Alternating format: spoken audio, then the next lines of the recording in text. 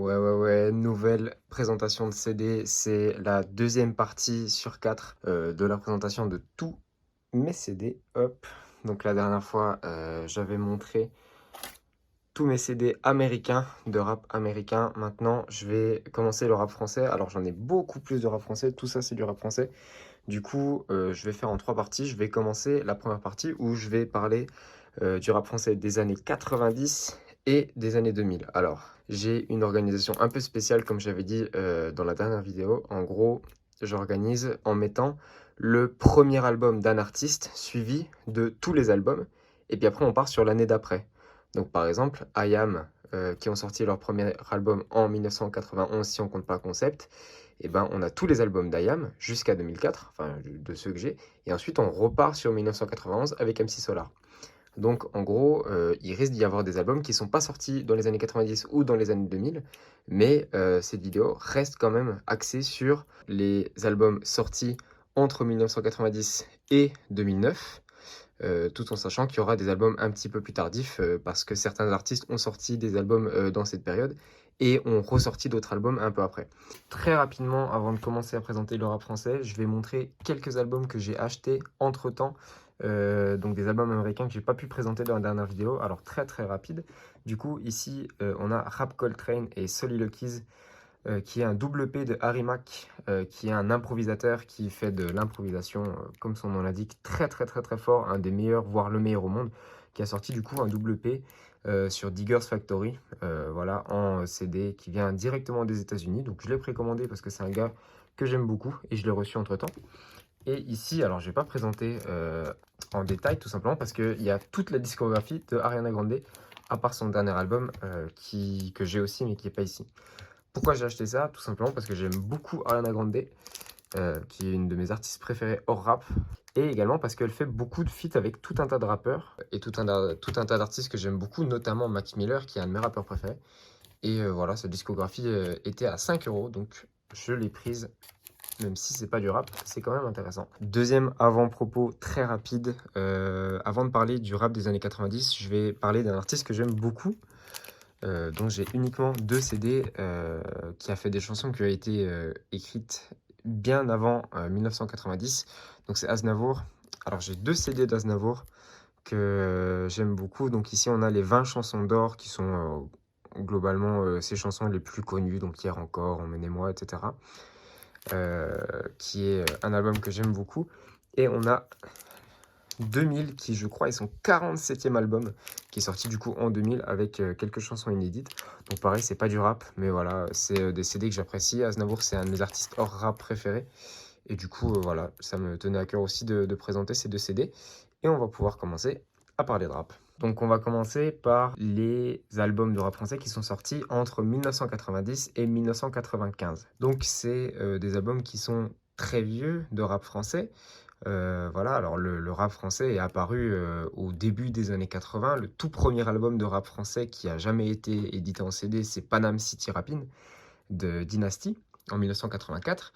Et à partir de là, il y a eu une très longue pause où très peu, voire pas du tout d'albums français sont sortis jusqu'à 1990 où il y a eu quelques sorties, quelques albums, même si c'était encore assez faible. Et c'est à partir de 91-92 que des albums français ont commencé à concrètement sortir et que le rap français s'est vraiment popularisé.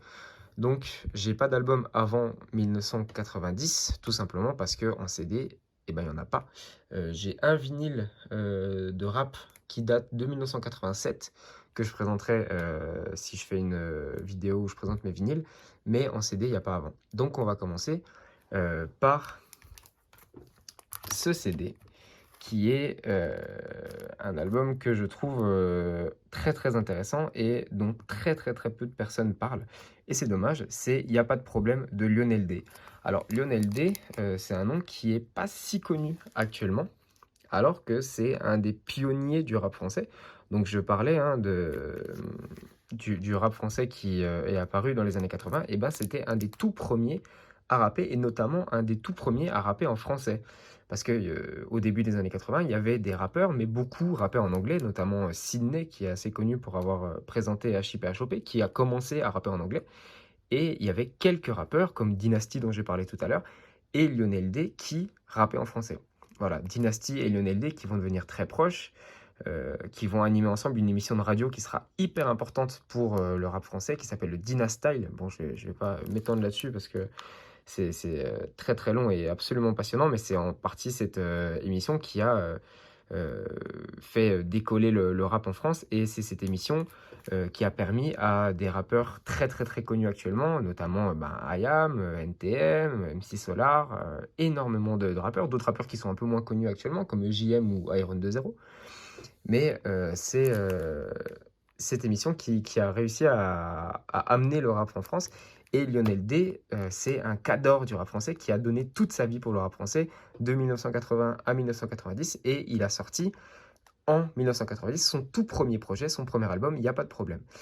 Et à l'époque, contrairement à ce qu'on pourrait penser, en fait, il a été très mal reçu. Notamment parce que le single qui a porté l'album, c'est un morceau qui s'appelle Pour toi le beurre, qui est la 6e track juste ici, qui a été très mal pris parce que c'était, donc le NLD est blanc, hein, et il rappait sur la condition des Arabes en France. Et énormément de personnes ont vu ça comme de la victimisation, et en fait c'est relativement mal passé.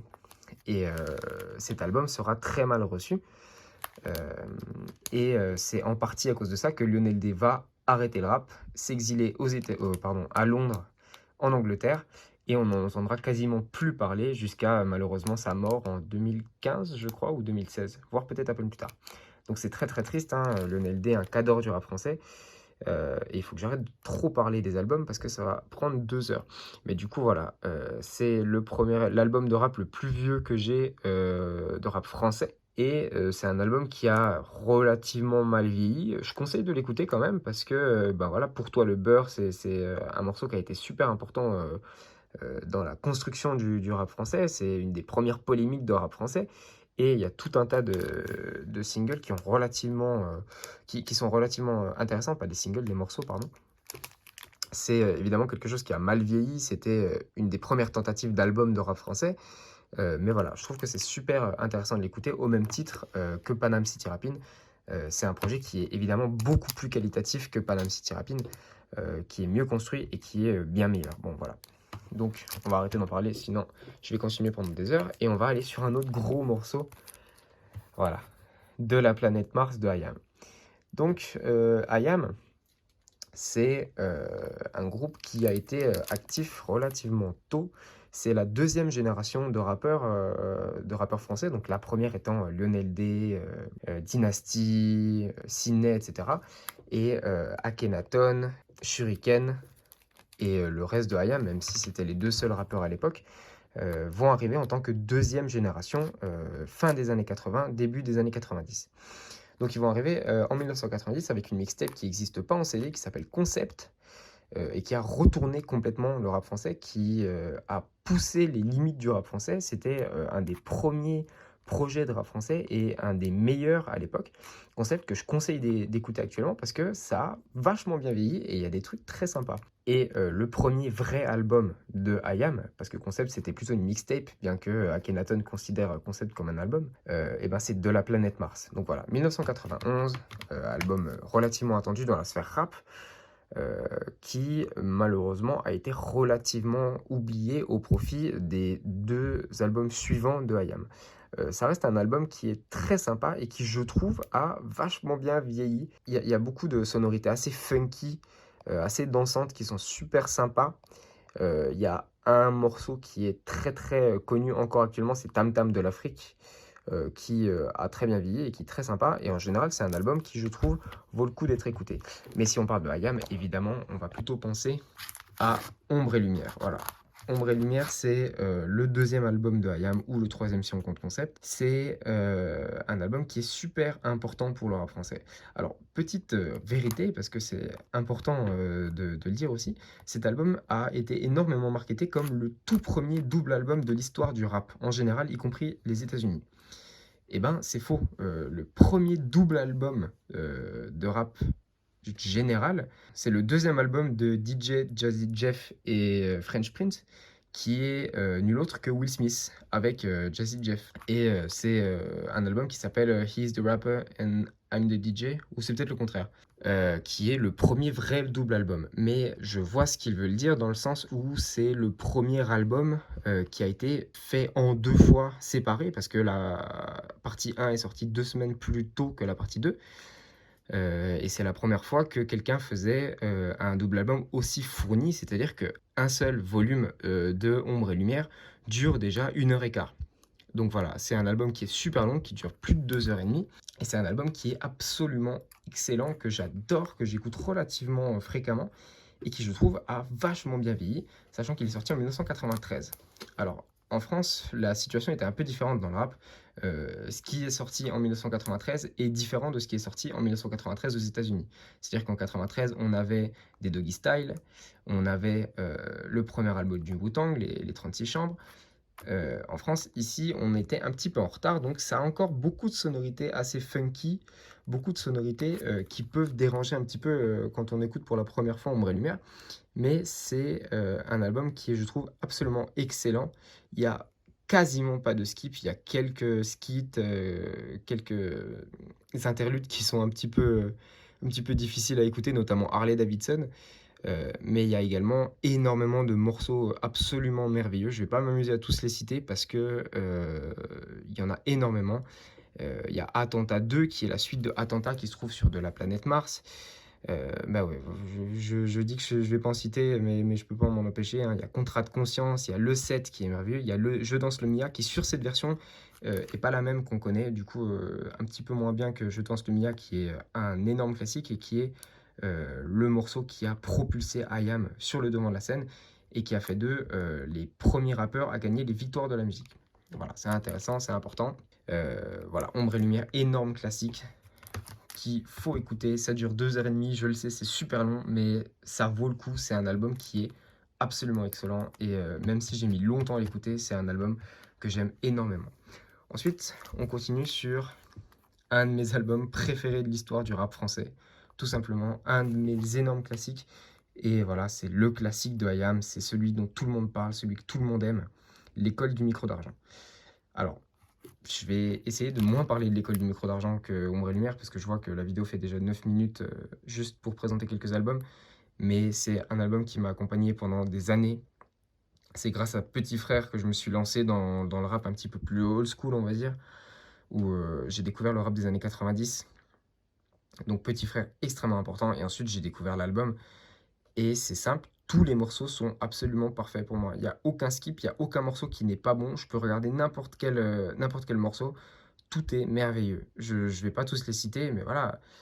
Bah, il y a évidemment les gros classiques que tout le monde connaît, Né sous la même étoile, Demain c'est loin, etc. Mais il y a des morceaux qui sont exceptionnels, comme bah, un bon son brut pour les truands. Quand tu allais, on revenait. Chez le Mac, Elle donne son corps à son nom. Enfin, la saga, c'est merveilleux. Avec des membres affiliés au Wu-Tang, mais je sais plus comment il s'appelle.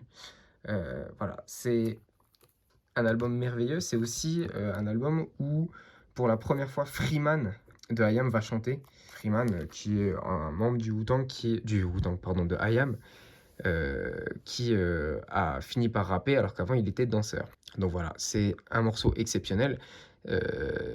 Il y a un morceau où Shuriken parle aussi de la manière dont il a découvert le rap avec Bouger la tête, et c'est hyper intéressant aussi. Alors c'est un album que j'ai en 2 fois parce que on m'en a offert un, du coup je l'ai gardé sous scellé au cas où je casse l'autre. Hop. Et ensuite on arrive vers Revoir un printemps. Revoir un printemps, je sais plus quand est-ce qu'il est sorti. Je sais plus si c'est 2002 ou 2004. Non, c'est 2003. Revoir un printemps, c'est un album qui, je trouve, a moins bien vieilli. C'est le seul album de IAM où Freeman va être présent sur la majorité des morceaux. C'est un album qui, je trouve, est moins intéressant que ses précédents, qui, moi, m'a beaucoup moins parlé. C'est les sonorités qui me parlent moins, et c'est à partir de là que IAM va un petit peu moins me parler. Le IAM que j'aime, c'est vraiment beaucoup plus dans les années 90, cette série d'albums. Revoir un printemps, c'est un album voilà, qui, moi, m'a moins marqué, que j'ai également, mais voilà, qui m'a moins intéressé. Et ensuite, on a le seul solo de Akhenaton que j'ai, oui, je n'ai pas Metekemat, qui est l'énorme classique de AKH. Voilà, je suis en vie. qui est un album qui est sorti, je crois, en 2006, qui, pareil, a des sonorités que je trouve moins intéressantes. Il y a un feat avec Vust, notamment Highlanders, qui est assez sympa, mais voilà, c'est pas un album qui m'a beaucoup marqué. C'est un album que j'ai très peu écouté en général, mais voilà, que j'ai en CD parce que je l'avais trouvé une fois en vide-grenier. Très très belle cover, mais voilà, il faudra que je m'y plonge un peu plus. Et surtout, j'aimerais avoir plus d'albums, notamment Metekemat, qui est, je trouve, beaucoup plus intéressant. Ensuite, on arrive vers un autre artiste que j'aime énormément, MC Solar. Alors ça, pareil, c'est un énorme classique du rap français. Qui sème le vent, récolte le tempo. C'est un très très très gros classique. Et c'est un album, j'ai l'impression que beaucoup de gens qui parlent de cet album ne l'ont pas écouté. Parce que c'est un album qui est relativement difficile d'accès, je trouve. Qui est sorti en 1991, qui est concrètement le premier gros succès du rap français, notamment grâce à un morceau, même non, deux morceaux de rap français, qui sont Bouge de là, qu'on a juste ici, et Caroline, qui est un des albums, un des morceaux les mieux écrits du rap du début des années 90 pour moi. Voilà, MC Solar, c'est un des premiers, voire le premier rappeur français à avoir tenté de conquérir un public un petit peu plus, un petit peu plus large que le public assez underground qui était composé dans le hip-hop. Voilà, il a tenté de faire des morceaux un petit peu plus polyvalents et ça a très très très bien marché. Donc il y a énormément de morceaux que j'aime beaucoup beaucoup dans cet album, notamment La Devise, qui est un album où il parle d'écologie. C'est assez intéressant. On a également Armand est mort, qui est un morceau très très très spécial, très glauque, que j'aime beaucoup. Quartier Nord aussi, vrai hip-hop des années 90, c'est super fort comme morceau. Et en général, c'est un album que j'aime beaucoup qui est, je trouve, assez difficile d'accès parce qu'il y a des sonorités voilà, qui sont un petit peu différentes de ce qu'on pourrait attendre dans un album de rap des années 90. Il y a beaucoup de sonorités de reggae parce que le reggae était très très lié au hip-hop à ses tout débuts. Et c'est hyper, hyper intéressant. Le hip-hop était très proche du reggae. On peut le voir notamment grâce au fait qu'une des premières compilations de hip-hop français, Rap Attitude, était également une compilation de reggae. Voilà, les deux étaient très bien liés. Et voilà. Donc c'est un album qui va exploser, qui va être ultra important et qui est vraiment merveilleux. Donc MC Solar, un artiste que j'aime beaucoup, j'ai quelques-uns de ses albums, voilà, notamment Prose Combat, qui est son troisième album, si je ne me trompe pas, ou deuxième, oh, je ne sais plus. Voilà, très très bon album également, avec un autre morceau que énormément de gens connaissent, c'est Nouveau Western, qui est un morceau exceptionnel. Et en général, c'est un très très très très très bon album, voilà, avec des sonorités hyper intéressantes à écouter. Mais mon album préféré de MC Solar, que je préfère probablement à Qui sème le vent, récolte le tempo, c'est 5e As. Voilà, 5e As, un album qui est sorti en 2001, l'année de ma naissance et qui est excellent. Alors, il y a évidemment Solar Pleur que tout le monde connaît, mais ensuite, il y a énormément de morceaux très très très bons. On a notamment Lève-toi et rap qui est hyper inspiré de Biggie, donc forcément ça me parle. Il y a même un sample de Biggie. On a un morceau où il fait un couplet en espagnol, Hasta la vista. On a un morceau sur les armes très intéressant, Arkansas, Dégâts collatéraux qui est excellent. RMI, enfin voilà, c'est un album que j'aime énormément que je conseille beaucoup d'écouter. Je trouve que c'est un album de Solar qui est beaucoup plus facile d'accès que Qui sème le vent, récolte le tempo, et que je conseille vraiment d'écouter. C'est absolument excellent. Hop. Voilà, 5e As, c'est aussi un album que j'ai en 2 fois parce qu'on me l'a offert. Alors lui, il est dans un état pas possible. J'ai même laissé l'étiquette. Bon voilà, c'est plus parce que c'est un cadeau que je l'ai gardé. La personne ne savait pas que je l'avais déjà. Voilà, cadeau de la même personne. Très très très intéressant. Le futur, que nous réserve-t-il? Volume 1 de Assassin. Alors Assassin, pareil, c'est un groupe dont je pourrais parler pendant très longtemps. C'est un des premiers groupes de hardcore hip-hop en France. Voilà, hardcore hip-hop qui était un mouvement très très important hein, dans les années 90 et dans les années 80 aux États-Unis. Et Assassin était parmi les premiers à faire ça. C'était pas vraiment du gangsta hip-hop, hein, mais c'était vraiment du hip-hop qui dénonçait, c'était du hip-hop hardcore. Bon, voilà. C'est la première partie d'un album qui s'appelle Le futur que nous réserve-t-il.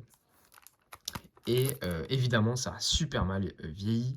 Moi, c'est un album que personnellement j'aime beaucoup. Et c'est le premier album d'un groupe mythique, 1992. C'est très très bon, ça a super mal vieilli, mais moi j'adore. Il rappe hors temps, une fois sur deux, c'est trop trop fort. Enfin, j'adore cet album. Donc voilà, je conseille d'écouter, même si je pense que la très grande majorité des auditeurs rap n'apprécieront pas cet album. Alors ici, on a, pareil, un groupe très très important dans l'histoire du rap francophone, pas français, mais francophone, euh, qui est Sens Unique, alors qui a été beaucoup plus oublié que Assassin. Voilà, Sens Unique, groupe suisse de Lausanne. Les Portes du Temps, c'est leur premier album. Alors ils ont sorti un EP avant, dont je me rappelle plus du nom. Voilà, mais Les Portes du Temps, c'est le premier album que j'ai jamais écouté en entier. Il faudrait que je l'écoute en entier. Voilà, c'est à peu près la même chose que Assassin, dans le sens où il faisait du rap relativement hardcore qui a vachement mal vieilli. Je trouve ça très très charmant. Moi, c'est une époque que j'aime beaucoup dans le rap français. Mais évidemment, c'est quelque chose que très très peu de gens écoutent actuellement. Mais voilà, je conseille d'écouter au moins une fois Sens Unique. C'est très important parce que c'est des pionniers du rap francophone et c'est parmi les premiers rappeurs suisses à avoir vraiment explosé dans la scène rap FR. Voilà, Les Portes du Temps, Sens Unique. Hyper sympa. Voilà, et on arrive ensuite au gros classique. Voilà, le groupe auquel on pense quand on parle des années 90 avec IAM, c'est évidemment Supreme NTM. Voilà, Paris sous les bombes, 1995, c'est le gros classique de NTM. Tout le monde en parle, tout le monde adore cet album. Et ben moi, c'est un album qui m'a relativement peu marqué. Voilà, le morceau qui m'a le plus marqué, c'est Affirmative Action, juste parce qu'il y a Nas, voilà. C'est un album dont je peux pas parler parce que je l'ai pas énormément écouté. C'est pas un classique pour moi. C'est pas un album que j'ai beaucoup écouté. À l'époque, j'aimais pas. Enfin, à l'époque, quand j'ai découvert cet album, j'avais beaucoup de mal avec NTM. Donc, c'est pas un album que j'ai énormément écouté. Par contre, on arrive ici sur le dernier album de NTM, Supreme NTM, qui est l'album qui m'a véritablement réconcilié avec ce groupe. Voilà, notamment avec un morceau qui s'appelle That's My People, qui est un solo de Cool Chain. Voilà, en fait, moi j'ai beaucoup de mal avec Joe Star, mais force est de constater que Supreme NTM est un album que j'aime énormément, 1998. C'est un album qui, je trouve, a très bien vieilli et très sympa à écouter et que j'aime énormément. Voilà, il y a une atmosphère très très spéciale avec cet album, notamment grâce à l'introduction, hein, le premier morceau qui est très très spécial, presque effrayant en fait, avec cette cover aussi qui est très très spéciale. Voilà, en bleu comme ça, c'est super spécial. Ça ressemble un petit peu à la cover de Ombre et Lumière dans les teintes. Mais voilà, en version beaucoup plus glauque, en version très très étrange. Et c'est un album qui est assez froid. Alors il y a un petit peu de joyeuseté, hein, notamment grâce à Joe Star qui hurle. Mais voilà, c'est un album que j'aime beaucoup, que j'apprécie beaucoup, que je conseille vraiment d'écouter. Et on a ici une petite compilation. Voilà, en gros, pourquoi j'ai cette compilation alors que je n'aime pas particulièrement les compilations? Et bien parce que j'avais demandé pour mon anniversaire Supreme NTM, donc cet album. Et il y a également une compilation de NTM qui s'appelle Supreme NTM, qui est sortie en 2008, je crois. Voilà, avec quelques morceaux importants, quelques morceaux en live. Bon, c'est pas hyper intéressant parce que je préfère écouter les albums, mais voilà, je l'ai. Voilà, alors malgré le fait que ce soit une période que j'aime beaucoup dans le rap, et ben en fait j'ai relativement peu de CD de la fin des années 90, donc j'ai aussi pris l'année 2000 parce que c'est une année que j'apprécie énormément, dont j'ai un petit peu plus de CD. Voilà, fin des années 90, on arrive évidemment sur un des plus gros classiques de l'histoire du rap français. Voilà, le bébé du secteur A, Arsenic, quelques gouttes suffisent, le premier album des deux frères Calbo et Lino. Et c'est une merveille tout simplement, quelques gouttes suffisent. C'est un album que j'ai mis longtemps à apprécier. Et j'ai fini par me le prendre, hein, notamment avec un morceau qui s'appelle Par où t'es rentré, je t'ai pas vu sortir, avec Passy qui est excellent. Et voilà, il y a énormément de classiques, notamment Boxe avec les mots, Sexe, pouvoir et bifton, pardon, Boxe avec les mots, qui est un morceau que j'adore et avec une instru absolument merveilleuse. Et c'est en général un très très très très bon album, très sympa qu'il faut avoir écouté. Ça s'écoute super facilement, honnêtement. Ça a très bien vieilli. 1998, excellente année pour le rap français et même pour le rap en général. Excellent album que j'aime énormément. Alors on arrive ensuite à un sujet très intéressant. Voilà, parce que on a ici des cadors du Paname du rap de Paname, hein, le 113, avec leur premier album, Les Princes de la Ville, qui n'est pas sur les plateformes, si je ne me trompe pas. Voilà, qui est un album excellent, tout simplement, hein. C'est un album énorme, avec énormément de charme, hein, et c'est également l'album où se trouve Tonton du Bled. Voilà, qui est un des morceaux les plus connus du 113 et un des morceaux les plus connus de Rimka. Donc voilà, c'est un album qui est excellent, qui est plein de charme, qui a voilà, été très important aussi dans la démocratisation d'un rap peut-être un petit peu plus simple, euh, voilà, peut-être un petit peu plus populaire. C'est un excellent album, voilà, que j'aime énormément. Voilà, 113, j'aime beaucoup. Et j'ai ici 113 degrés, qui je crois est le troisième album du 113. Donc c'est un album qui est vraiment du rap des années 2000, ça doit être 2004, je crois, la sortie, ou 2005, ouais, 2005. Voilà, où il y a tout un tas de choses très très diverses. Il y a notamment un feat avec Mobb Deep, qui est l'école du crime, qui est pas très connu, mais qui est franchement très très très sympa. Un feat avec Buju Banton. Voilà, tire-toi vite. Il y a énormément de morceaux assez mémorables. Et c'est un album qui est super sympa à écouter. Voilà, on sent que le 113, ils sont en feu, c'est trop trop fort. Donc voilà, je conseille vraiment d'écouter cet album. Il y a également On sait le faire avec Booba et Laura Luciano de la Funky Family. Voilà, c'est un album qui est très sympa, qui est peut-être moins charmant pour moi que Les Princes de la Ville, qui est sorti en 99. C'est une période que j'aime un petit peu moins, 2005. Mais voilà, album très sympa, très écoutable. Et on arrive ensuite à l'année 2000 avec un de mes albums préférés de tous les temps, Mauvais Oeil. Bon, Mauvais Oeil, c'est la réponse facile quand on dit quel est le meilleur album de l'histoire du rap. Voilà, avec l'école du micro d'argent, mais comment en vouloir aux gens qui répondent ça? Tout simplement parce que c'est un des meilleurs albums de tous les temps. Il est tout simplement parfait. Il est pour moi autant parfait que l'école du micro d'argent. Pile la bonne longueur. Les morceaux sont tous exceptionnels. Il n'y a absolument aucun skip.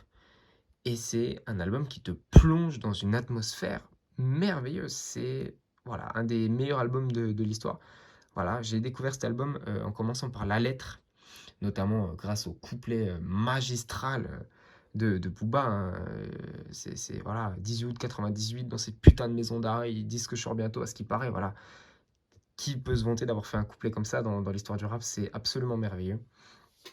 Et il y a également Avertisseur, qui est merveilleux, avec un passe-passe exceptionnel, tout simplement, de Lunatic, hein, et qui est pour moi le meilleur passe-passe de Booba et Ali. Voilà, je trouve le passe-passe de Avertisseur meilleur que les passe-passe de Le Crime Paye. Voilà, c'est mon avis, hein, on peut ne pas le suivre. Mais voilà, que des morceaux merveilleux. Si tu kiffes pas également, voilà, pareil, je vais pas me mettre à tous les citer, mais voilà. Mauvais Oeil, un album absolument merveilleux et un de mes albums préférés, d'un de mes groupes préférés. Bon, la suite logique, Temps mort, Booba, 2001, non, 2002, 2002, pardon. Voilà, tout aussi excellent pour moi, moins mythique, mais complètement mythique quand même, avec des morceaux qui sont absolument excellents. Et il n'y a pas que Strass et Paillettes, hein. On pense souvent à Strass et Paillettes parce que c'est le morceau avec Ali, mais il y a énormément de très très très très bons morceaux, notamment Repose en paix, voilà, qui est absolument merveilleux, notamment Indépendant, Temps mort aussi, mais pareil, ça tout le monde le connaît, et des morceaux voilà, où Booba va tenter des trucs un petit peu plus différents, un petit peu plus accessibles, notamment un des morceaux bonus qui s'appelle Destinée, où je me rappelle plus comment s'appelle la meuf qui chante, mais il y a un couplet chanté d'une meuf. Il y a des très très bons feats, notamment avec Mala, avec Ali, dont j'ai parlé tout à l'heure. Et c'est un très très très très bon album. Le bitume avec une plume. Voilà, bon, je pourrais en parler longtemps. temps mort, juste exceptionnel. Et on arrive à ce qui a été pendant longtemps mon album préféré de Booba, tout simplement parce que c'est grâce à cet album que j'ai, entre guillemets, découvert le rap euh, en 2009. Donc voilà, j'étais tombé sur un morceau qui s'appelle Mauvais Garçon, qui est l'introduction de cet album, et j'avais cassé mon crâne. À l'époque, j'écoutais déjà du rap, j'écoutais des Youssoupha, j'écoutais des Lafouine, mais j'avais jamais écouté un truc comme Mauvais Garçon, et ça m'a retourné la tête. Et c'est en partie grâce à cet album et en partie grâce à Mauvais Garçon que j'aime autant le rap actuellement. Donc voilà, un album plein de charme qui malheureusement a vachement mal vieilli. Mais voilà, il y a des morceaux qui sont excellents, hein, notamment Mauvais Garçon, j'en parlais tout à l'heure. Pitbull, évidemment, un des gros classiques. Le Duc de Boulogne, également un gros classique. Couleur ébène, beaucoup plus, vraiment différent, beaucoup plus pop en fait. Il y a notamment un feat avec Akon qui a très mal vieilli, mais que j'apprécie beaucoup. Et voilà, il y a un autre feat avec La Malcale Morte, 9 de Easy. Bon, c'est un excellent album. Avec une DA hyper intéressante aussi. Cette cover, elle est mythique. Et voilà, c'est un album, j'y suis très attaché, mais je pense que maintenant, je préfère Temps Mort. C'est plus dans mes goûts. Mais voilà, Westside, excellent album de Booba. Et on arrive maintenant à un autre album que j'adore, que j'ai mis longtemps à apprécier. C'est Le Poisson Rouge de DC's. Bon, DC's La Peste, j'ai un peu comme tout le monde, commencé à écouter. Alors bon, moi j'ai écouté beaucoup plus tard que tout le monde, hein, évidemment. J'étais pas né en 2000, hein, moi je suis né en 2001. Mais j'ai aimé DC's grâce à Je pète les plombs. Voilà, Je pète les plombs qui est un morceau iconique du rap français, qui est pour moi un des meilleurs morceaux de rap français, tout simplement un des meilleurs morceaux narratifs en tout cas. Et ça m'a amené à écouter cet album que j'ai fini par apprécier, mais à la première écoute, j'ai trouvé ça un peu spécial. J'ai pas énormément aimé, c'est un délire un peu spécial. Et maintenant, c'est un album que j'adore, avec des gros classiques personnels, notamment Le Poisson Rouge, qui est absolument merveilleux, le Challenger qui est super, Fuck This Is qui est trop marrant, Lyrics de gamin avec AKH, voilà, c'est un album qui est très puissant, qui est très sympa, et que je conseille vraiment d'écouter au moins une fois. C'est un D6 très différent du D6 actuel, évidemment, hein. Et c'est un gros classique du rap français, voilà. D6, excellent. Et on arrive à mon deuxième album de DC's. Malheureusement, j'ai pas d'autres albums. J'ai d'autres albums de DC's que j'aime beaucoup, notamment Pacific, qui est merveilleux, mais que je n'ai pas encore en CD. Voilà, Extra Lucide également, mais il faudra que je prenne plus d'albums de DC's. Mais voilà, Sublime, pardon, L'amour. C'est un album que j'ai beaucoup aimé, et j'ai eu beaucoup de mal à l'apprécier également. Parce que c'est pas du rap, et j'ai toujours été coincé dans ce truc où quand c'est pas du rap, il me faut beaucoup plus de temps pour l'apprécier. Je m'étais bouffé Rencontre à sa sortie, voilà, en tant que gros fan de Damso. Et en fait, c'est un album qui est merveilleux, qui est chanté, qui est super sensible, super sincère. Et j'aime énormément cet album. Donc il y a beaucoup de morceaux, notamment un de mes morceaux préférés de la décennie 2020, qui est Poids lourd, que je trouve hyper touchant. Et c'est un morceau que j'aime énormément. Et en général, voilà. C'est un très bon album. Il a récemment sorti L'amour, 3 petits points, qui est la dernière réédition, donc l'acte 4 de cet album. Il faudra que je l'achète. Et c'est pour moi une des plus belles covers de 2022. L'objet est magnifique. Et voilà, c'est un album très touchant que j'apprécie énormément. Et voilà, DC's, j'aime énormément cette personne. J'aime énormément ce rappeur, ce chanteur, peu importe ce que c'est. Et je trouve ça super intéressant de voir que c'est la même personne qui a fait Le Poisson Rouge et L'amour, ces deux albums très différents, mais qui se retrouvent dans la qualité, hein. Ces deux albums extrêmement bons. Et voilà, j'aime énormément cet album. Voilà, maintenant on passe aux albums sortis entre 2004 et 2009. Pourquoi 2009? Eh ben, vous allez voir, hein, mais c'est parce que c'est une année très importante pour moi. Mais du coup, voilà, on finit les années 2000 avant d'arriver à 2009 avec quelques albums. C'est une des décennies que j'aime le moins, les années 2000, donc j'ai relativement peu d'albums. Mais voilà, c'est une décennie que j'ai relativement peu aimé. Il y a beaucoup de gros classiques de cette décennie que moi j'apprécie pas particulièrement. Voilà, notamment l'album commun de Danny Dan et Olkari, ce genre de choses, les albums de Rof, tout ça. Moi, c'est des morceaux qui me parlent, c'est des albums qui me parlent pas particulièrement. Donc voilà, je vais montrer quelques albums que j'ai, même si j'ai pas grand-chose. Alors, on commence avec Stupéflip. Alors, Stupéflip, c'est un groupe qui a été extrêmement important pour moi, notamment dans ma jeunesse. Bon, je suis encore jeune, mais dans mon adolescence en tout cas. Euh, voilà, c'est un album et un groupe que j'aime énormément. Alors maintenant, c'est de la musique qui me parle moins. Euh, bon, est-ce que c'est vraiment du rap? C'est toujours la question, hein. Ils sont tellement perchés. Il y a des morceaux de rap, il y en a qui sont beaucoup moins. Dans cet album, Stupéflip, il n'y a pas énormément de rap. Il y en a un petit peu.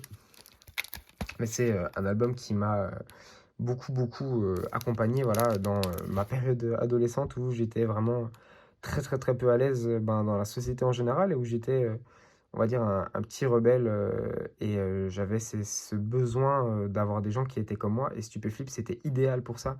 C'était des gens qui pensaient comme moi, voilà, notamment Abba les hiérarchiques, j'ai énormément écouté.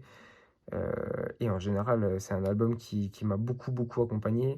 Le premier album de Stupéflip, c'est pas l'album qui m'a le plus accompagné, mais même si je l'ai beaucoup écouté au même titre que tous les albums de Stupéflip. Euh, voilà, il y a Le Crew également que j'ai énormément écouté. Cadillac Theory, Stupéflip. Enfin, ouais, Stupéflip, celle-ci, du coup. Les deux morceaux, Je fume plus de shit et Je refume du shit, voilà, qui sont très sympas. Mais voilà, c'est clairement un album qui a été important pour moi et c'est un groupe qui a été très important pour moi.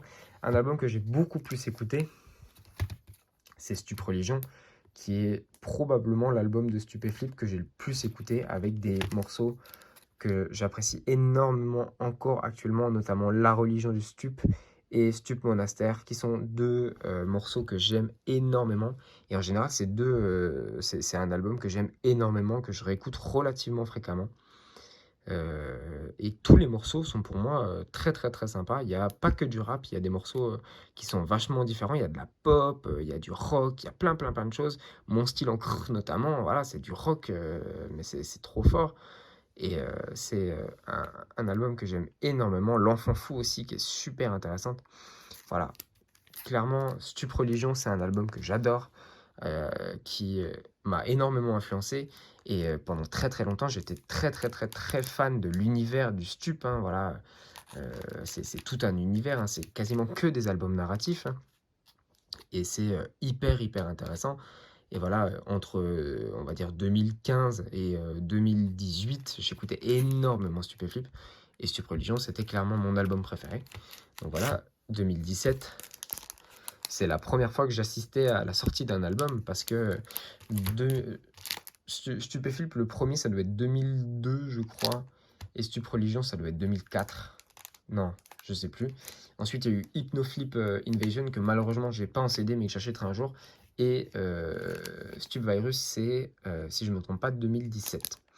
Bon, c'est un album que j'ai un petit peu moins aimé que Stup Religion, mais que j'ai fini par adorer. Il y a des morceaux que j'aime énormément, notamment The Antidote, qui est un morceau que j'adore, 1993, Crow Anthem, Stup Virus, voilà, c'est Understup aussi. C'est un album que j'ai fini par beaucoup apprécier, que j'ai énormément écouté, voilà, Stupéflip, toujours un groupe que j'apprécie énormément. Malheureusement, j'ai pas Hypnoflip Invasion, j'aurais adoré en parler parce que c'est un de mes albums préférés également. C'est mon album préféré de Stupéflip avec Stup Religion.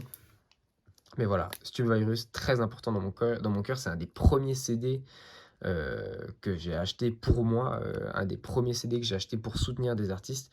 Et je l'ai acheté en même temps que Stup Religion, donc en 2017 à la sortie de Stup Virus.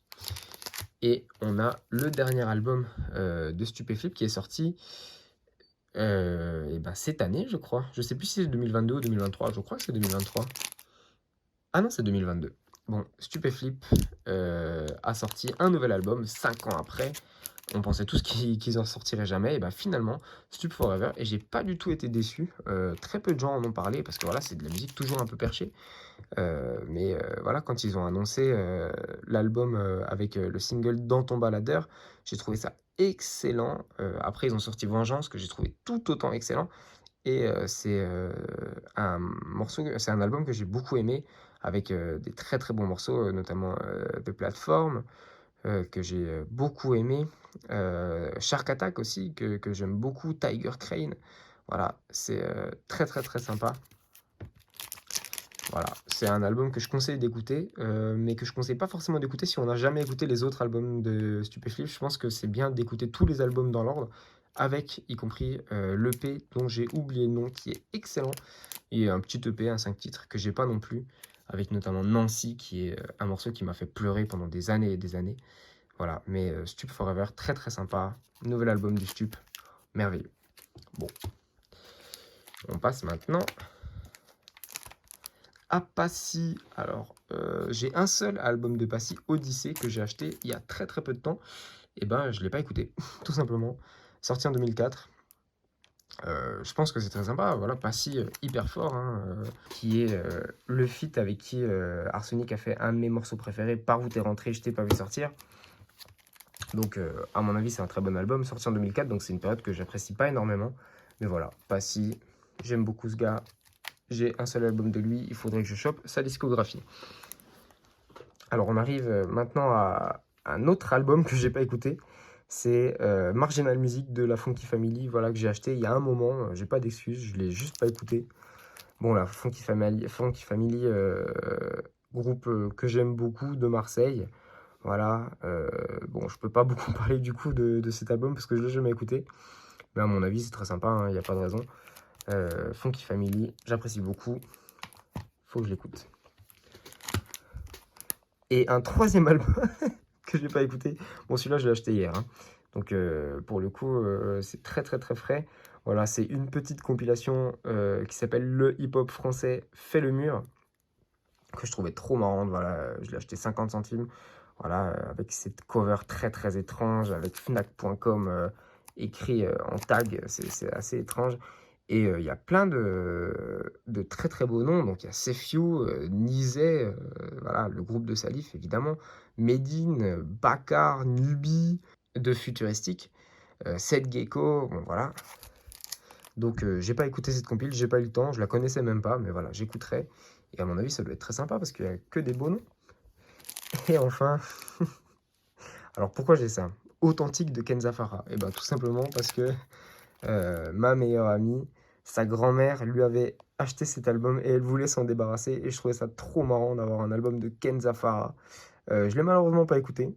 Il y a un feat avec Sefiu, voilà, un feat avec Laura Luciano également, et un feat avec Big Ali. Voilà, je sais pas si des gens se souviennent de Big Ali. C'est une époque un peu sombre de la musique. Voilà, Kenza Farah. J'écouterai cet album parce que, bah écoute, pourquoi pas. Mais je trouve ça très marrant de le posséder. Et puis voilà, ça me fait plaisir. Elle s'en est débarrassée parce qu'elle en avait honte. Moi, j'en ai pas honte. J'assume. J'ai un album de Kenza Farah et j'en suis très heureux. Bon, maintenant, on va pouvoir passer à 2009 parce qu'il y a des trucs très intéressants. Voilà, donc 2009, eh ben, c'est la sortie de deux albums d'artistes que j'aime énormément. Et du coup, eh ben, vu que je suis organisé comme ça, eh ben, il y a toute la discographie des deux artistes que j'aime beaucoup à cet endroit de ma collection. Donc, je vais commencer par le premier, qui est un artiste que j'ai mis longtemps à apprécier, que j'ai apprécié il n'y a pas si longtemps, qui est Ateyaba ou précédemment Joke. J'ai commencé à l'apprécier grâce à un morceau qui m'a complètement matrixé, qui s'appelle Rock With You, qui devait sortir dans Ultraviolet, qui était censé être son deuxième album, qui finalement n'est jamais sorti. Peut-être qu'il sortira un jour, même s'il a été en majorité leak, hein. Je crois qu'il n'y a que 4 morceaux qui ne sont pas leak de Ultraviolet, de Ateyaba. Mais voilà. Donc, ça, c'est Prêt pour l'argent 1. Il existe aussi un EP qui a été fait en CD qui s'appelle Prêt pour l'argent 1.5, qui est un des CD les plus rares du rap français. Donc, techniquement, j'ai pas toute sa discographie. Et je l'aurai probablement jamais, parce que voilà, Prêt pour l'argent 1.5, c'était des CDR faits probablement par Joke lui-même. Donc, autant dire que c'est très très très rare. Il n'y en a que quelques-uns en France. J'adorerais l'avoir, mais je l'aurai probablement jamais. Prêt pour l'argent, c'est un album qui a extrêmement mal vieilli, que tout le monde déteste, et ben que moi j'aime bien. Honnêtement, je l'ai très peu écouté, hein, forcément. C'est pas le genre d'album que j'écoute tous les jours. Et je l'ai même jamais écouté en CD. Celui-là, il est neuf, je ne l'ai pas encore ouvert. Je l'ouvrirai parce que bon, j'ai envie de l'écouter dans ma voiture. Mais voilà, c'est les débuts de Ateyaba. les débuts, de Joke. Donc ça a super mal vieilli, je pourrais même pas citer un morceau que j'apprécie. Mais c'est un album que dans la globalité j'aime bien, je trouve que c'est assez sympa. Il faut s'y préparer, ça a mal vieilli, mais voilà, c'est sympa. C'est sorti en 2009, et c'est un album qui a pas tant marché à l'époque, ça a pas, explosé. Il va falloir attendre un petit peu plus longtemps pour la sortie de Kyoto, puis la sortie de Tokyo. Et on y vient, hop, voilà. Donc ça, c'est, si je me trompe pas, le premier album vraiment rare, que je présente, dans, ma collection de CD. Donc c'est, Tokyo Kyoto, voilà. Il y a les 2 CD, les 2 EP directement dedans. Donc c'est, un des albums les plus recherchés, on va dire, du rap français. Il n'est pas si rare, mais il est très recherché, et il peut se vendre, à des prix, très, très forts, hein. Je l'ai déjà vu en vente à des 200-300 €, et moi je l'avais acheté très, très cher puisque je l'avais acheté 80 €. Voilà, c'est un album que j'aime énormément. Tokyo, c'est possiblement mon album préféré, même si c'est un EP, mon projet préféré de Hateyaba, avec, des morceaux, que j'aime énormément, notamment Max B, que je trouve, absolument, phénoménal. Il y a également, Aurore boréale que j'aime bien. Voilà, PLM, qui est, un classique même si ça a extrêmement mal vieilli. Voilà, j'adore ce projet. Et ensuite, on a Kyoto, qui est aussi très sympa, avec notamment un feat avec, Mac Taylor et Niro, voilà, que j'aime moins que Tokyo. Voilà, Tokyo, c'est le premier projet de Joke que j'ai écouté et que j'ai trouvé absolument excellent. C'est un univers très spécial qui, lui aussi, a relativement mal vieilli, hein, on va pas se le cacher. Et donc voilà, c'est un album que j'aime beaucoup. Je suis très très content de l'avoir. Le digipack est vraiment joli. Alors, il est à peine abîmé, mais voilà, c'est un des albums les plus rares du rap français. Et voilà, je suis très content de l'avoir dans ma collection. On arrive ensuite à un autre album qui est très recherché, que relativement peu de gens ont, et ben c'est Hateyaba de Joke, voilà, parce que Hateyaba, il s'est pas toujours appelé Hateyaba, hein, il s'appelait Joke avant. Il a changé de nom, bah, il y a pas si longtemps, en 2018, je crois. Et son premier album s'appelle Hateyaba, et c'est un album sorti en 2014 que énormément de gens considèrent comme un classique, voilà, qui a posé les bases d'un rap peut-être un petit peu plus exubéré, peut-être un petit peu plus audacieux, voilà, tenter des nouvelles choses. Et c'est un album qui a explosé à l'époque, avec énormément de morceaux, notamment Majeur en l'air, qui a très très très bien marché. On est sur les nerfs, qui a très très très bien marché. C'est pas forcément mes morceaux préférés, c'est des morceaux que j'apprécie. Mais moi, voilà, j'aime énormément. Alors, un de mes morceaux préférés de cet album, c'est le bonus, c'est Anubis avec Bips, que je trouve absolument excellent. Voilà, entrer dans un morceau en disant si t'as une chatte, t'es mon ami, c'est exceptionnel.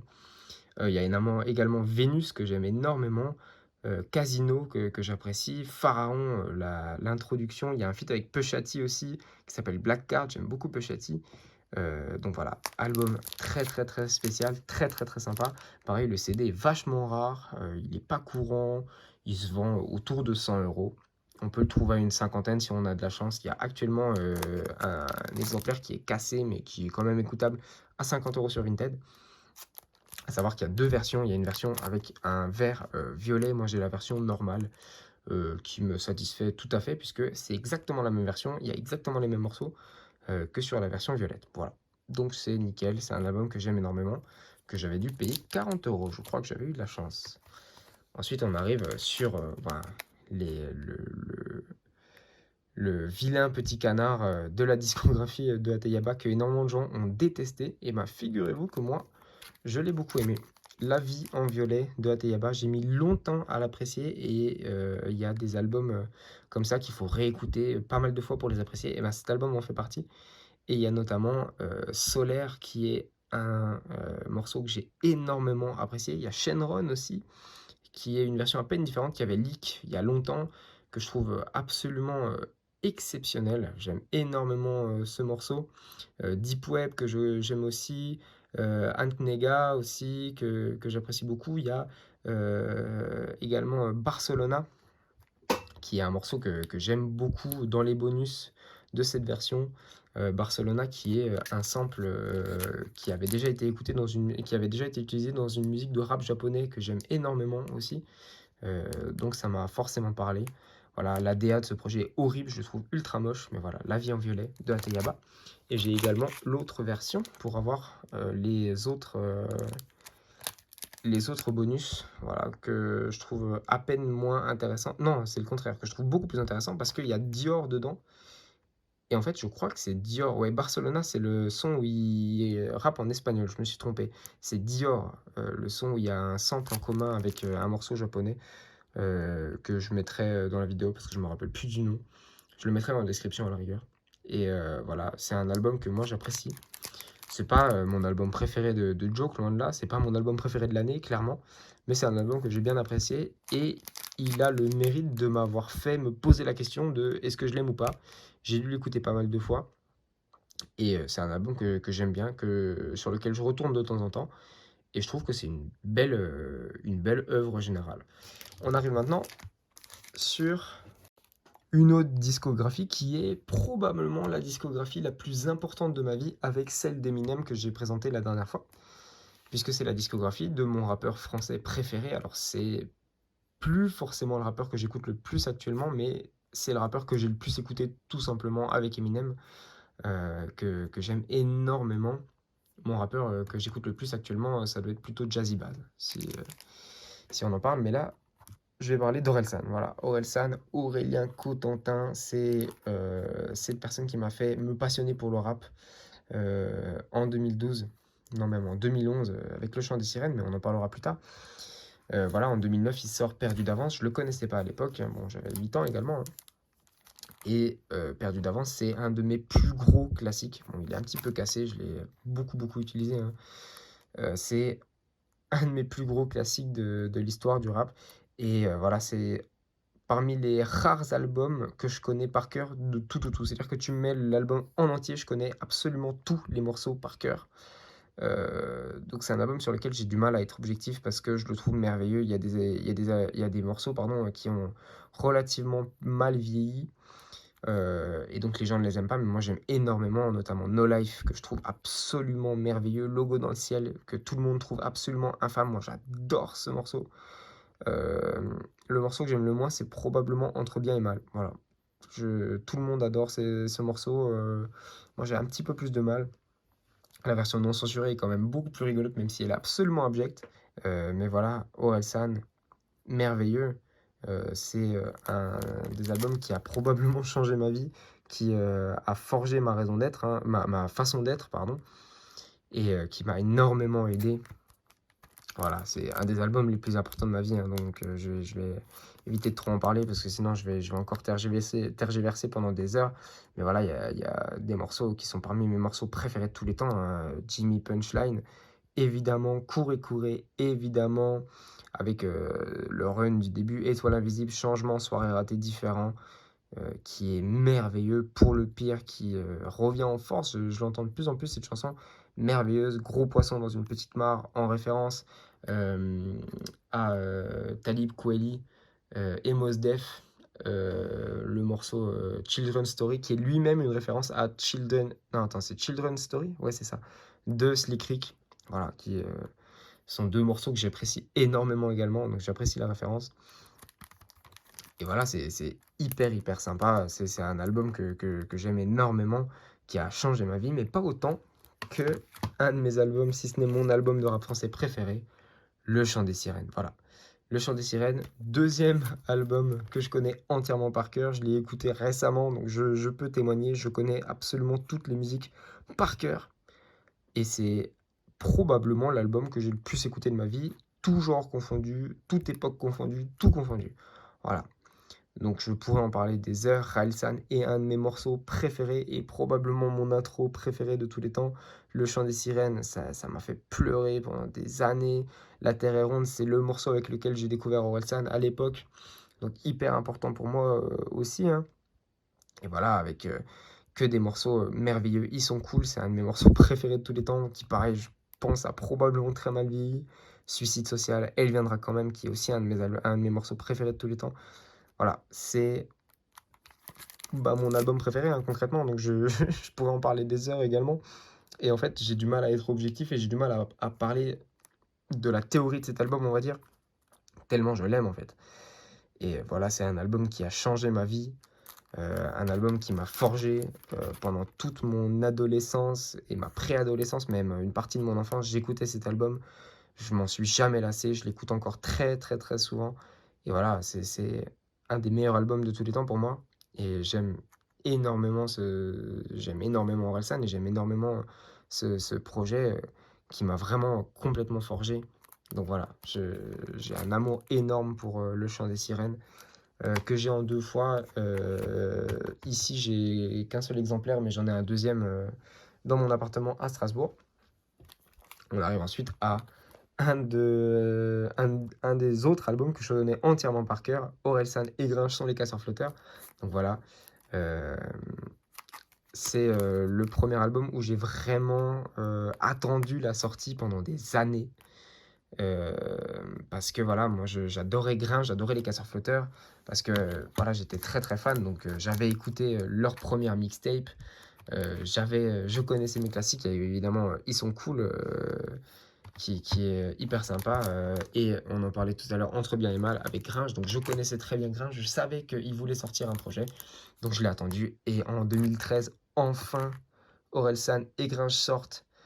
Orelsan et Grinch sur les casseurs flotteurs. Donc voilà, qui est également une énorme référence à Mos Def et Talib Kweli. Puisqu'ils ont repris le nom, voilà, Mos Def and Talib Kweli are Black Star. Et ben là, ils ont fait la même chose, Orelsan et Grinch sur les casseurs flotteurs.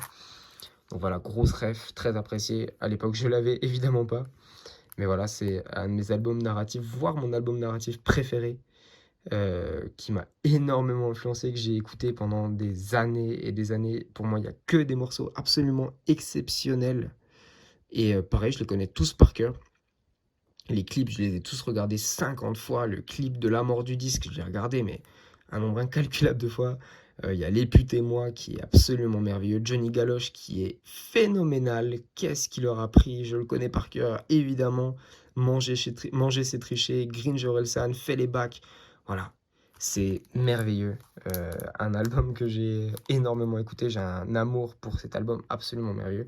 Et pour moi, ce run des 3 premiers projets d'Orelsan, c'est phénoménal d'avoir fait quelque chose d'aussi bien, quoi. Et ces 3 albums m'ont accompagné pendant des années et je les écoute encore très très très souvent. Et voilà, c'est grâce à eux que je suis fan d'Orelsan, grâce à eux que je suis fan de rap. Donc je leur dois vraiment vraiment beaucoup. Ensuite, on a Comment c'est loin, la BO du film Comment c'est loin, que j'ai mis longtemps à apprécier. Alors pour l'anecdote, il y a longtemps, donc l'époque de la sortie de cet album en 2015, je faisais des vidéos sur YouTube. Donc il y a une vidéo, une chronique sur Comment c'est loin quand c'était sorti, que je mettrai aussi dans la description, qui était nul à chier, hein. Franchement, je savais pas de quoi je parlais. Mais voilà, donc c'est une sortie que j'ai énormément attendue aussi, hein, parce que quand Orelsan et Gringe ont sorti Orelsan et Gringe sur les casseurs flotteurs, et ben j'ai forcément commencé à attendre un nouveau projet, voilà, à force de l'écouter 50 fois. Et Comment c'est loin est arrivé, donc c'est la BO d'un film qui est, je trouve, exceptionnelle, qui est beaucoup plus diverse. Il y a des morceaux un peu plus spéciaux, notamment Quand ton peur t'engueule, qui est très très très étrange, un solo d'Orelsan. Il y a beaucoup de solos de Scred, il y en a 4 qui sont excellents, faut qu'on rentre bosser. Il y a un morceau qui est pas sur les plateformes et c'est très dommage, un feat entre Akhenaton et Willy, qui est un rappeur anglais très très sympa, qui s'appelle Au bout du compte, qui est un morceau que j'ai énormément écouté, qui me rassure, voilà, que j'ai énormément aimé, pas n'importe quelle tune, que j'apprécie énormément. Il y a la deuxième version de Connard dans un imprébus qui s'appelle C'est toujours de Connard dans un imprébus, le freestyle Radio Phoenix, que tous les gens qui détestent les casseurs flotteurs adorent. Donc voilà, il y a évidemment Inachevé, et un des morceaux préférés, de mes morceaux préférés dont j'ai pas parlé tout à l'heure, c'est Des histoires à raconter, hein, qui est merveilleux. Inachevé étant pour moi la suite des histoires à raconter. Et c'est juste merveilleux. Donc voilà, quand cet album est sorti, j'ai eu un petit peu plus de mal à l'apprécier. Je pense que j'avais des attentes trop hautes. Et au bout de quelques temps, quelques écoutes, j'ai fini par l'adorer. Et maintenant, c'est un album que j'aime énormément. Donc on continue. sur un album qui n'est pas un album d'Orelsan, mais qui est suffisamment lié à Orelsan et au Casseur Flotteur pour le mettre dans la discographie Casseur Flotteur / Orelsan, et ben c'est Enfant Lune de Gringe. Voilà, c'est un album qu'on a énormément attendu. Voilà, moi je suis hyper fan de Gringe, donc forcément on a très attendu cet album. Et en 2018, enfin, Gringe arrive avec son album Enfant Lune. Donc on voit qu'il a été utilisé, hein. Je l'ai vraiment poncé cet album. Et c'est un album que j'écoute encore maintenant. C'est un album que beaucoup de gens n'ont pas forcément aimé. Ils l'ont trouvé relativement mid. Moi je le trouve excellent. Après, comme j'ai dit tout à l'heure, je suis pas du tout objectif. Et il y a notamment un morceau que tout le monde déteste, Konnichiwa, que je trouve merveilleux. J'adore ce morceau. Et voilà, c'est un album que j'aime énormément écouter. Il y a Pièces détachées qui est absolument merveilleux. C'est juste incroyable. Memo aussi qui est super intéressante parce que il revient sur ses débuts avec Orelsan, ses débuts avec les Casseurs. Donc c'est hyper intéressant. Paradis Noir avec DJ Pone qui va signer le début des collaborations entre DJ Pone et Gringe. Toujours très réussi. Il y a Déchiré avec Orelsan, Jusqu'où elle-même. Enfin voilà, c'est un album merveilleux. Il y a Qui dit mieux aussi avec Celui qu'on blasadé, Vald et Orelsan, qui avait très bien marché. J'adore le clip de ce morceau. Et voilà, et ben tout simplement, c'est un album merveilleux, Enfant Lune, très réussi. Et j'adorerais que Gringe revienne avec un album parce que je sais qu'il est capable de faire des grandes choses. Et voilà, j'adore ce gars, j'adore cet album, donc c'est assez merveilleux. 2018. Ensuite, on arrive avec la réédition de La Fête est finie. J'ai pas La Fête est finie normale, il faudrait que je me le trouve parce que j'adore la cover. Voilà, La Fête est finie, c'est pareil, un album d'Orelsan qui est sorti en 2017, la réédition en 2018, à peine après Gringe. C'est un album que j'ai mis longtemps à apprécier. Pareil, j'avais des tellement grosses attentes. Voilà, il faut comprendre hein, que le dernier solo d'Orelsan, il était sorti en 2011 et ça faisait des années et des années que j'attendais un nouveau solo d'Orelsan. Donc quand La Fête est finie, j'ai mis déjà très longtemps à l'écouter parce que j'avais le stress de pas aimer. Et à la première écoute, j'ai pas forcément adoré. Et après quelques écoutes, j'ai fini par l'adorer. Évidemment, c'est un album que j'apprécie énormément, qui est pas autant un classique pour moi que les 2 premiers albums d'Orelsan, mais il y a des morceaux qui sont excellents. Je pense pas que je le connaisse par cœur, lui. Quasiment, à mon avis. Mais voilà, il y a des morceaux que je trouve exceptionnels, notamment La Lumière, très sous-coté, qui est merveilleux. Note pour trop tard, évidemment, dont tout le monde parle. Bon, il y a toujours les basiques qui a propulsé Orelsan sur la scène mondiale, voilà, que tout le monde connaît Basique, tout le monde chantait Basique, c'était merveilleux. Il y a Zone aussi avec Nekfeu et Dizzy Rascal. Voilà, Dizzy qui est une grosse inspiration de Orelsan. Excellent rappeur anglais également. Donc voilà, La Fête est finie, excellent. Et on a Épilogue, donc c'est la réédition que je trouve tout aussi excellente. Je sais qu'il y a des gens qui n'aiment pas trop Épilogue. Je trouve ça merveilleux. Pour moi, il n'y a aucun faux pas dans Épilogue. C'est juste une excellente réédition avec que des morceaux qui sont très sympas, qui peuvent être un petit peu plus oubliables, notamment Fantôme, Discipline, mais qui, moi, en tant que fan d'Orelsan, me plaisent énormément. Il y a Mes grands-parents aussi qui est hyper touchant. La famille, voilà. Donc c'est excellent. Il y a juste le remix de Tout va bien avec 2 gars qui est horrible. J'aime pas du tout ce remix. C'est un des rares sons d'Orelsan que j'aime pas du tout. Ce qui est dommage puisque j'adore le couplet d'Aurel. Voilà, il a fait un nouveau couplet pour Tout va bien qui est excellent, mais qui passe après ces 2 personnes que je connais pas, Eji et Kojo Funz. Et je trouve ça très mauvais. Voilà, c'est notamment aussi un projet où il s'est lâché sur les clips. Il y a le clip de Excuse au mensonge qui est merveilleux, le clip de Discipline qui est encore mieux. Voilà, donc c'est très fort. Et on a évidemment Rêve bizarre qui a été un des premiers morceaux de Damso que j'ai aimé et qui m'a révélé Damso clairement. Donc Rêve bizarre, merveilleux, que à la première écoute j'ai pas aimé et que j'ai fini par adorer. Et c'est un des morceaux que j'aime le plus actuellement. Maintenant, on va passer à un sujet intéressant puisque c'est le dernier album de Orelsan. Alors, Orelsan, il sort en 2021, pardon, son dernier album, Civilisation. Et ce qui est intéressant, c'est qu'il l'a sorti en plusieurs versions. Il y a plein de versions de Civilisation. Donc, pour une fois, je vais ouvrir la petite pochette de mes albums pour montrer. J'en ai 5, mais il y en a 2 qui sont en double. Du coup, je vais montrer que les 4 qui sont inédits. Petite anecdote, quand Civilization est sorti, moi j'étais au Portugal et bon, bah, j'étais immédiatement présent quand c'est sorti hein, pour précommander les versions qui m'intéressaient, notamment la quête qui était dédicacée par Orelsan. Donc j'ai pris la quête qui était dédicacée, plus Casseur Flotteur Infinity et Manifest. Et malheureusement, j'étais au Portugal et le site a complètement planté. Et à cause de ma collection au Portugal qui était nulle à chier, j'ai pas pu avoir les albums que je voulais. Voilà, la quête maintenant, c'est un album qui se trouve pas à moins de 300 euros. Donc autant dire que je l'aurai jamais.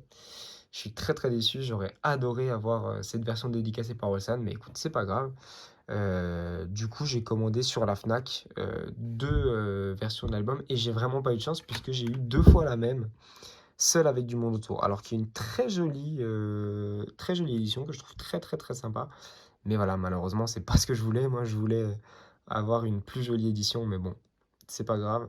En tout cas, si j'avais eu une seule fois seule avec du monde autour, j'aurais bien aimé. Mais voilà, vu que je l'ai eu 2 fois, c'était un peu dommage. Ça cassait un peu le truc d'avoir une version au hasard. Donc voilà, on va parler vite fait de l'album parce que Civilisation, c'est important aussi. C'est un album qui a fait un peu débat. Euh, c'est un album que j'ai énormément attendu, évidemment, hein, entre 2018 et 2021, ça fait du temps. Donc j'avais extrêmement envie d'entendre du nouveau Orelsan en tant que très gros fan. Et il est arrivé avec Manifeste, voilà, non, avec L'odeur de l'essence, pardon. Euh, et j'étais ultra hype parce que j'ai adoré le morceau. Et ben, j'ai énormément aimé cet album. Je trouve que c'est un très très très bon album. Un petit peu plus pop, un petit peu plus facile d'accès. Mais voilà, c'est un album que j'ai énormément écouté. Et clairement, pour moi, il n'y a pas de mauvais morceaux en fait. Même Bébé Bois, qui était un morceau que j'ai mis très longtemps à aimer, et ben j'ai fini par l'apprécier, j'ai fini par comprendre qu'est-ce qui faisait de ce morceau un excellent morceau.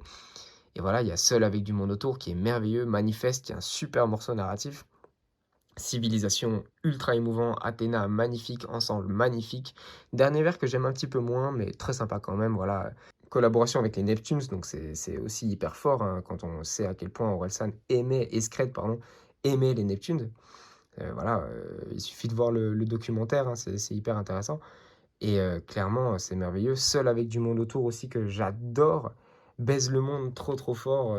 C'est ultra intéressant comme manière d'aborder le sujet de l'écologie. Donc ouais, un album que j'aime beaucoup.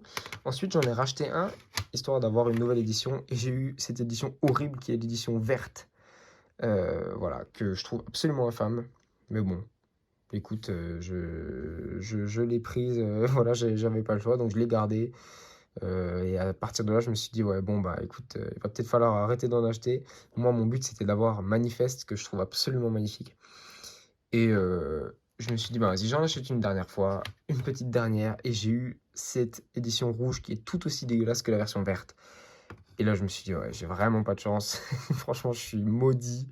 J'aurai jamais l'édition. Et j'ai trouvé sur Vinted, par hasard en cherchant, un gars qui vendait à 10 euros l'édition que je cherchais, Manifeste, qui est pour moi absolument magnifique. C'est une édition qui n'est pas particulièrement rare, hein, limitée à 30 000 exemplaires, sachant que les éditions rares, c'est plus limité à 1000 exemplaires, comme par exemple pour Casseur Flotteur Infinity, ou 500 exemplaires pour la quête qui finalement est passée à 1200 exemplaires à cause d'un bug sur le site. Bon, voilà, et je l'avais acheté ben, à l'époque de la sortie de l'album à 10 euros parce que j'étais dégoûté de ne pas avoir pu l'avoir. Et bah maintenant, je suis très content de l'avoir. C'est une très belle édition. Et voilà, Civilisation, dernier album d'Orelsan. Il a signé pour en faire 2 nouveaux. Donc j'ai très hâte de voir ce que ça va donner. Je suis pas hyper hype en toute honnêteté, tout simplement parce que j'ai peur qu'il se force un petit peu à faire du son et que ça perde un petit peu en sincérité. Mais bon, on verra. Je pense que je serai un petit peu plus hype quand il commencera à me manquer beaucoup. Mais voilà, c'est un album que j'ai beaucoup aimé. Ensuite, et ben, on arrive sur le dernier projet de Orelsan que je vais ouvrir aussi, tiens. Je l'ouvre aussi parce que c'est le dernier album que je vais présenter de la vidéo et c'est un super joli album, je trouve, avec le drapeau qui est également ici, que j'avais acheté en concert. J'ai même un petit cadre qu'une amie m'a fait. Voilà, c'est un album très intéressant. avec évidemment du coup, Civilisation, plus la version perdue. Donc Civilisation perdue, c'est un projet, une réédition que tout le monde a détesté, notamment parce que voilà, c'est, un peu un empty the Bean. Il a clairement sorti des morceaux que les gens oh putain, on me voit vachement bien. La vache, comment c'est pas grave.